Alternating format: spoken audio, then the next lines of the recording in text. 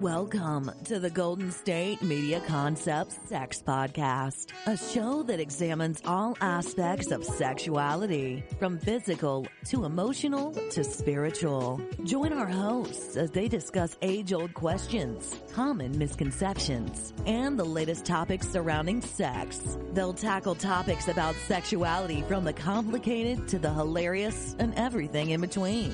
GSMC Sex Podcast is your show for all of your questions about sex, even some you might not have thought of yet.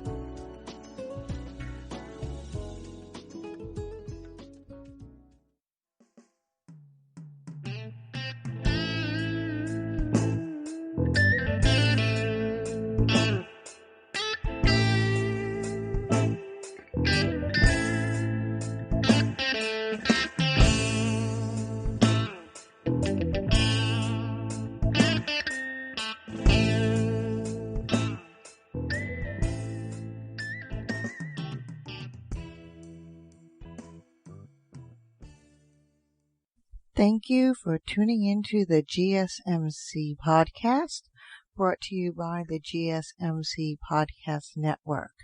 I am your host, Andra, where the topic about sex is from the point of view of an older woman. Now, today's topic is sexual boredom. And why this can range from a lot of different things going on. Sex is supposed to be fun. Sex is supposed to be exciting. Getting with your partner and just letting yourself go and enjoying each other. But there are times where, maybe doing the same thing is getting boring, or there's something going on in your life or in your body medically.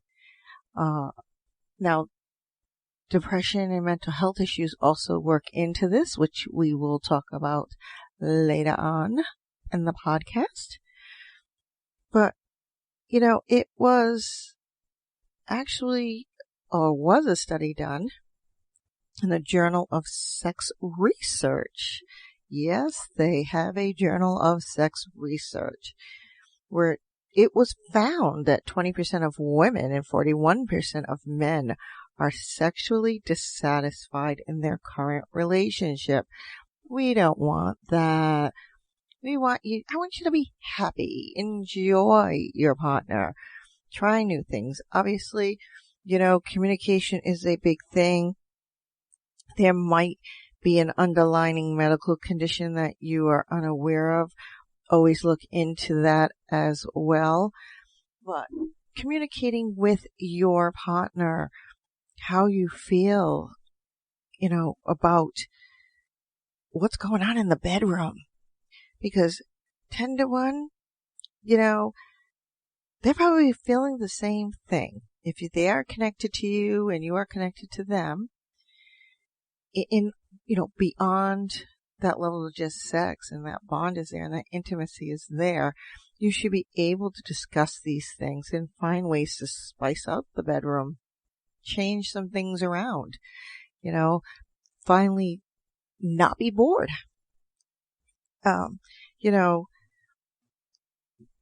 It is where, one thing really you need to consider is what do you and your partner consider boring? Okay. What is so boring about your sexual relationship? It might just be the way in which they're not satisfying you to the level that you want to be satisfied to. But it might just also be because of that you're not exactly coaching them and showing them the different ways ways to get you off. To get that orgasm, to please you and really turn you on. This is where a lot of communication comes in, finding out about what your partner feels, what you feel, discussing it, trying different things, and ways to spice up that bedroom again. Once you get sexually bored, you start to dread going into the bedroom and this is where the two of you sleep, and, or, this is where you want to be from time to time, and going in there, it's just mundane. You don't want that.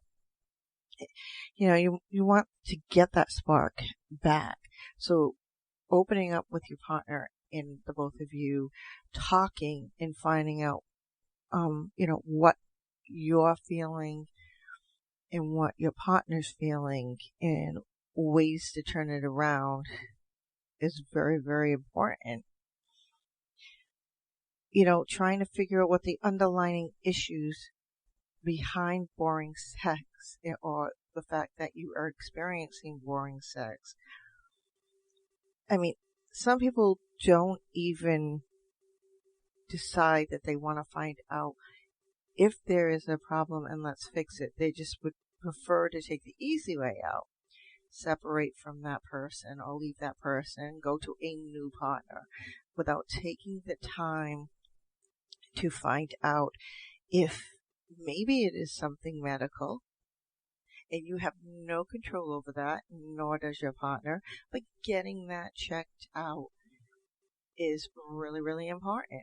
It might just be the boredom of the same positions when you are going to have sex, and you're finding out this repetitiveness is, nothing new. You're not trying something new. Change it up. But really, really important is if there is an underlying medical condition, please get it checked out. I mean, there are mental health issues that it might not be something physically. It might be something that's, mentally going on, and you're not even realizing that you have this problem, like ADHD, which we all know is attention deficit hyperactivity disorder. And that can cause sexual dysfunction. Depression and anxiety, everybody knows, causes sexual dysfunction or, lack thereof. But realizing that there are other mental health issues that can be a factor in all of this, you need to really talk to your doctor and figure this out, because this is the only way in which, you're going to be able to figure out how not to have boring sex.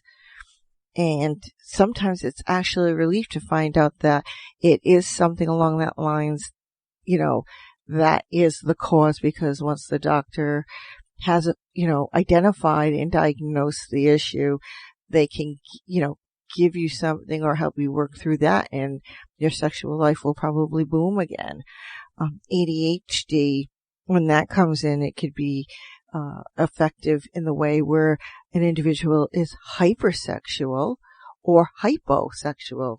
Obviously, hyper is an overabundance of sex drive, and hypo is lacking of a sex drive. So you don't want to do that. You really want to be mentally and physically ready and part of that relationship. So getting those things addressed, very, very important. Another area is, women associate pain in, from their vagina having painful sex, and thinking about it, oh my God, we're going to have sex tonight, it's going to kill. Where working that will hinder your sexual relationship. And that also goes for male. If a male is experiencing pain in his penis during sex and genitals and wherever else down there, they're going to also be stating, in their head, sex, I'm going to be in so much pain, I really don't want to experience this. So what do? You generally avoid it, and it equates to dissatisfaction sexually. You don't want to be at that. You want to really get these things checked out. I mean, there was a study that found intensified depression symptoms were associated with a decrease in sexual and relationship satisfaction. So basically, they're saying that they basically had really no interest in it, which made it that much harder trying to have that sexual relationship and coming out of it. These are a lot of things that go on, a lot of things affect our body. Another study was with regards to insomnia. Now, you know that our bodies do not get sleep. Overall, our body does not function correctly. So how would you feel? I mean, how do you think you would feel when it came to sex? You're not going to want to participate. You're too tired. Your partner can't get it up. And you're as dry as a bone, on the female end. So you don't want that, because then you're going to associate dryness with dry sex and pain on both ends. And then you're going to figure out that you don't want to do this. So this is a way, get up and find out. Very, very important. Again, discussing this with your partner and how you feel. Very, very important. Now, we're going to take a break here. And when we come back, we will continue on with sexual boredom. And then later on, discuss how hypersexual and hyposexual, sexual problems occur with people with ADHD. So, go get that drink. Go get that snack. Come back, get relaxed, and meet me back here for more sex talk with Andra. Still on the search of that one true love? On the limbo in this crazy world of dating, marriage, relationships? Well, listen to the Golden State Media Concepts Relationship Podcast, your one-stop podcast for everything about relationships.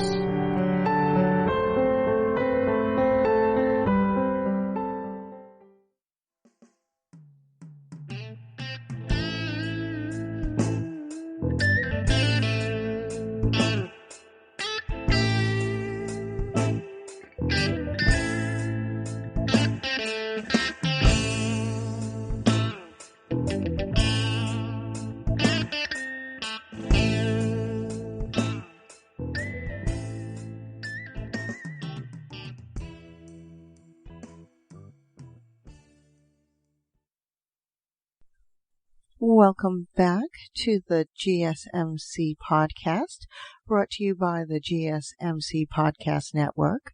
I am your host, Andra, where the topic about sex is from the point of view of an older woman. Now, before the break, we left off with our sexual boredom topic, with discussing how you feel with your partner. Now, as I have always said, communication is very, very important. Now, having a very honest conversation with your partner and openly on how you feel. If you really want to go further with this partner, is very, very important regarding sex and how you feel and trying something new and what's bored and not bored and all of that good stuff. However, the other side of that coin is if you have no plans to go any further with your partner and you're already bored with the sex, get out of it. Just move on, because you're not making it any better for you, and it's not making it any better for your partner. If you have no inclinations of going any further with them, the sexual part is already boring, find a partner that you find exciting and want to have sex with. So there are two ways of looking at that, but always doesn't matter, new or old partner, be honest and open and lots of communications. Be non-judgmental and voice your opinion, because it is your feelings as well as theirs. And if you're both going to be happy having sex, you want to get to that orgasm. So do say something, do stay open and honest, and what you want to do. And if it does have something to do medically, oh, most definitely be open about your sexual relationship with your partner. Now they give a few ways to start that conversation off if you're feeling really uncomfortable. And here are 3 right off the top, which is, I've noticed that things seem different between us in the bedroom lately. Is everything okay? That is putting it out there. We don't get to say about sex. The bedroom gives it away. We haven't been able to spend as much time, intimate time together as we used to. Do you mind if we talk about it? Well, it might just be that your lives have gotten a little busy and you gotta kind of sort of slow it down to spend time with each other and have that great sex life and great sex and orgasm. So really do discuss it. And, here's another way. I really miss the spark between us, and I'd love to get that back. Could we try a few new things in the bedroom? That is absolutely a great thing and a great way to open up the conversation and go into new sexual ideas, possibly talking about going to the sex store and getting sex toys, some new sex toys, trying out your fantasies, playing sex games, role play, all of those good things. So way to get through that. However, if you are having a conversation with your partner and you are not comfortable or you're hurt by this, obviously express this to them and make a decision on if you are staying or going. That is always a way of looking at that. Here, now, to go on with, just this boredom, sexual boredom, and another topic of discussion that falls under there is, ways to spice up your sex life. There are numerous ways. If you are dissatisfied with your sex life and you've tried the toys, you've tried the role playing, you've tried all those things yourself, believe it or not, there are sex groups and there's sex therapy groups that are out there. Reach out to a therapist, join these groups, and it's a new way, and it's also a way to get you out of your comfort zone to try something different. But there are sex therapy groups out there and sexual therapists. Call them up. That's what they're there for. That's why they have those letters at the end of their name. They're there for you. However, if, on the other hand, you do realize that it is a medical issue, just reiterating, do seek medical treatment. And, there's different ways of looking at medical treatment as well. One of the biggest therapies out there is cognitive behavior. And when it comes to a mental health issue or something along that line, they have found that CBT, which is what it stands for, cognitive behavior therapy, improves sexual function, depression, anxiety symptoms, and with women, and I love the word that they use, vagina is a must. I'll probably say it wrong, but with women it's more noticeable when these things are affecting us, because we are on the inside, so our vaginas do not lubricate. They do, your sexual drive and really your partner trying to get you off takes forever or is non-existent. So it does affect a female quite prominently. But, embracing that communication about sex and being able to get past that first little threshold of bringing it up, because a lot of people are actually afraid to talk about this with their partner because they feel they don't have to. That is not true. That is a myth. That is quite a myth, if I've ever heard one. Communication in all means and ways is universal and very, very important. If you feel you can't talk to this person because they're unapproachable or something, well, then you need to reevaluate your relationship, because you're not going to want to live like that, because you'll never get sex. And if you're a person that loves sex, yeah, you need to make a decision. So there's where that is. Make time to, for passionate sex. Make that time. If you found that your schedules have become, changed a bit, try and figure out, well, at this time we used to do this, have sex, meet, do a quickie, whatever, go back to work or whatever. Find a time and, that's working. Look at each other's schedules. Figure this out. Sit down. Get up a little earlier to be with that person. Drive that person to work. And then later, go get them to go get their car. If that's, the whole thing. But, find ways to work around it. While you're driving, take your partner's hand, put it down your pants. Or for a woman, put it down your shirt. Let them fondle you while you're driving. And then, get yourself off. Because they're going to think about that all day long. Oh my God, that drive to work was amazing. And they're going to want more. So you're going to find time for that, to make more passionate sex, or to have more sex, and not having it feel boring or a chore. So these are ways to continue, to try and not make it so boring, and things to work it up and try to avoid it. Again, role playing, a big thing. Go out and get some things. There was a study that was conducted in 2017 where 22% of people they found have tried role playing. Very low number. I think we could get that up a little.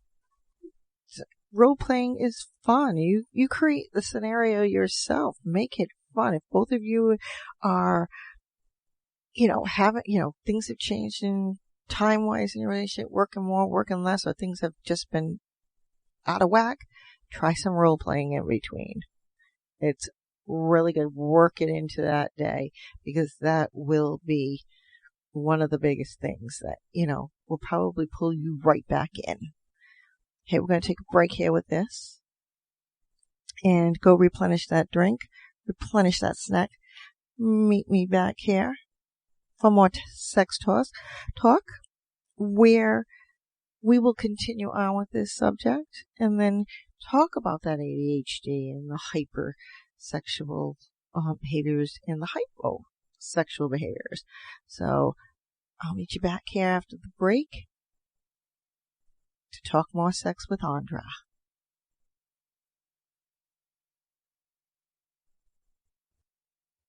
Tired of searching the vast jungle of podcasts? Now listen close and hear this out. There's a podcast network that covers just about everything that you've been searching. Hey! The Golden State Media Concepts Podcast Network is here. Nothing less than a podcast bliss with endless hours of podcast coverage. From news, sports, music, fashion, cooking, entertainment, fantasy, football, and so much more. So stop lurking around and go straight out to the Golden State Media Concepts Podcast Network. Guaranteed to fill that podcast itch. Whatever it may be. Visit us at www.gsmcpodcast.com. Follow us on Facebook and Twitter, and download us on iTunes, SoundCloud, and Google Play.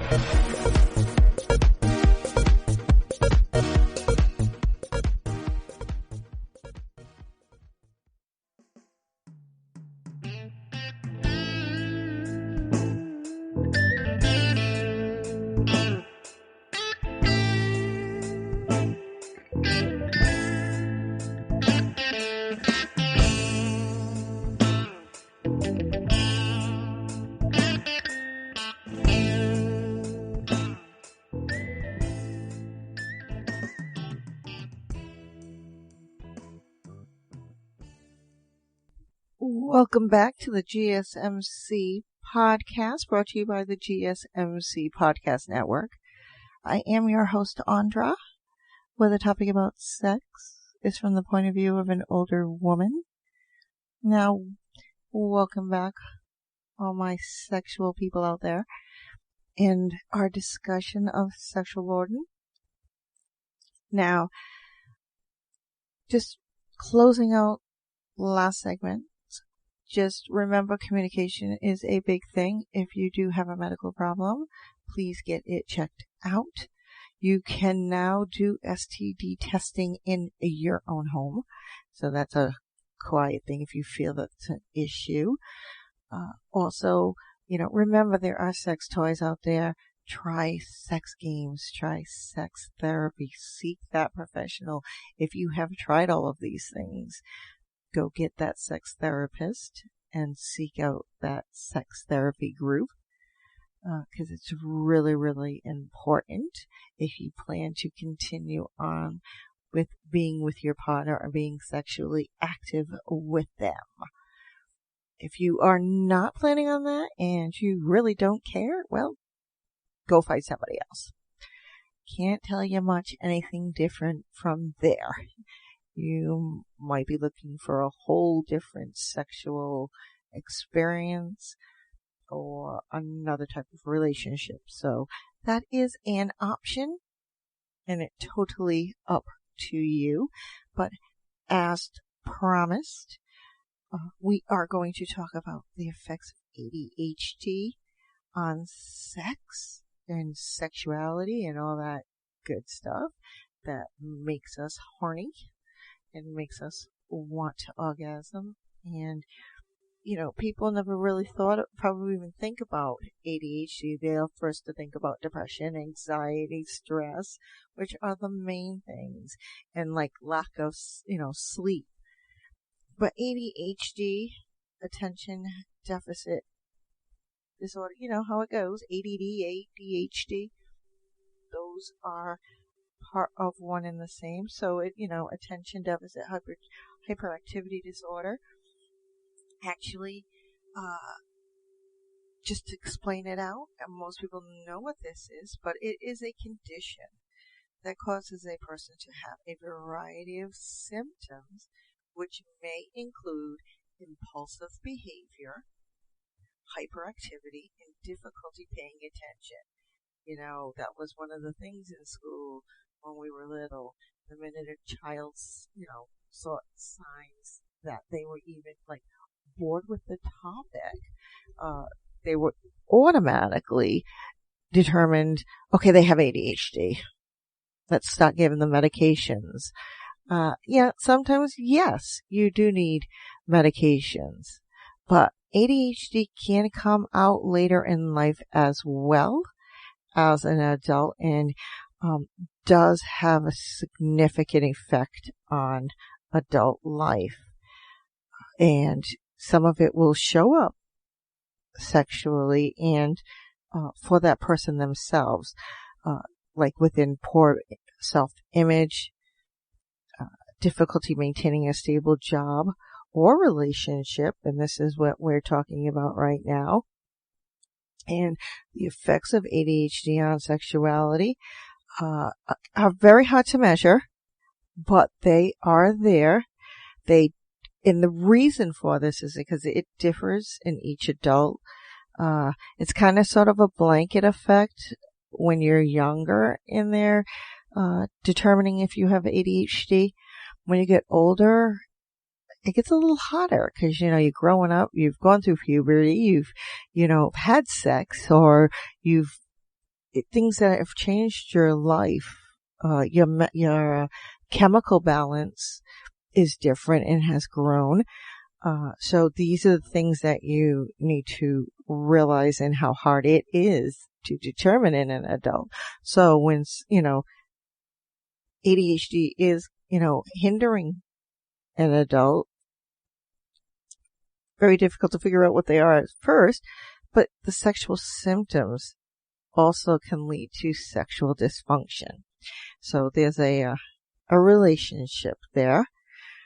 It it causes significant stress in the relationship because each of you want to know what the heck is going on because you want to have that passion back. Understanding how it affects your sexuality really can help and actually reduce the stress in the relationship sexually.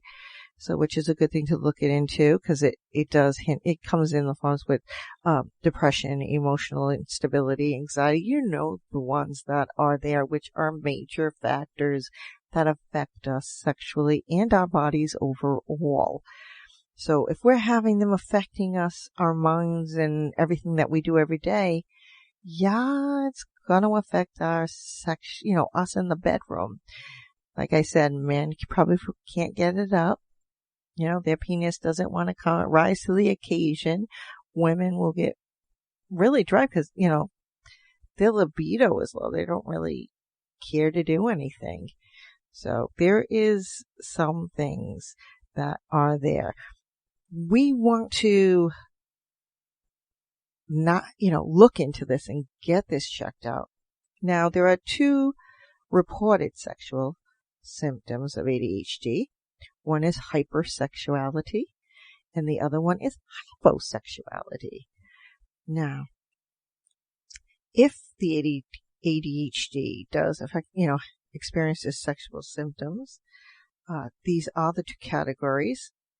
Hypersexuality is you have an unusually high drive, high sex drive, and your partner can't keep up with you for the most part. That's like it's just ruling you.